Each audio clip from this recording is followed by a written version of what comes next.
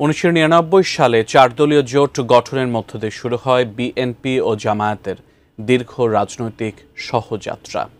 এ জোট ক্ষমতায় আসে 2001 সালে, এরপর 2008 সালে যায় বিরোধী দলে।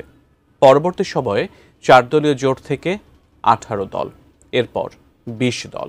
এভাবে পথ চলার পর 2022 সালে আনুষ্ঠানিকভাবে জোট ভেঙে যায়। বেশ কিছু কারণে ভাঙন হয় জোটের। কি সেই কারণ? বিস্তারিত জানাচ্ছেন সাদিয়া সিদ্দিকা।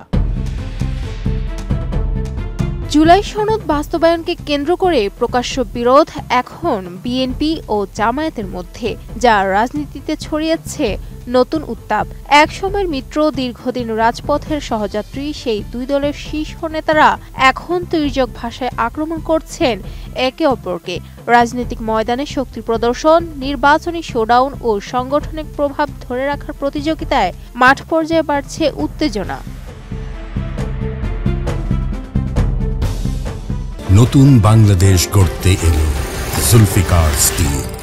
জুলফিকার স্টিল, ইস্পাত দৃঢ় অঙ্গীকার।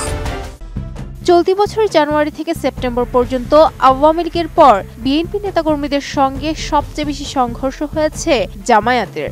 আইন ও সালিশ কেন্দ্রের তথ্য অনুযায়ী এই সময় দুই দলের মধ্যে 20টি সংঘর্ষে 3 জন নিহত ও অন্তত 216 জন আহত হয়েছেন। রাজনীতি বিশ্লেষকরা বলছেন, আওয়ামী লীগের অনুপস্থিতিতে দেশের নতুন রাজনৈতিক পুনর্বিন্যাস চলছে। ঢাকা বিশ্ববিদ্যালয়ের রাষ্ট্রবিজ্ঞান বিভাগের অধ্যাপক মোহাম্মদ আইনুল ইসলাম মনে করেন, এটি বাংলাদেশের রাজনীতির নতুন রূপান্তর। তিনি বলেন, আগের হিসাব নিকাশ ছিল বিএনপি ও জামায়াত মিলে অন্য বড় শক্তির বিরুদ্ধে লড়বে। এখন পরিস্থিতি ভিন্ন, উভয় দলই ক্ষমতায় আসতে চায়, তাই ইন্টারনালি ক্ষমতার প্রতিযোগিতা শুরু হয়েছে।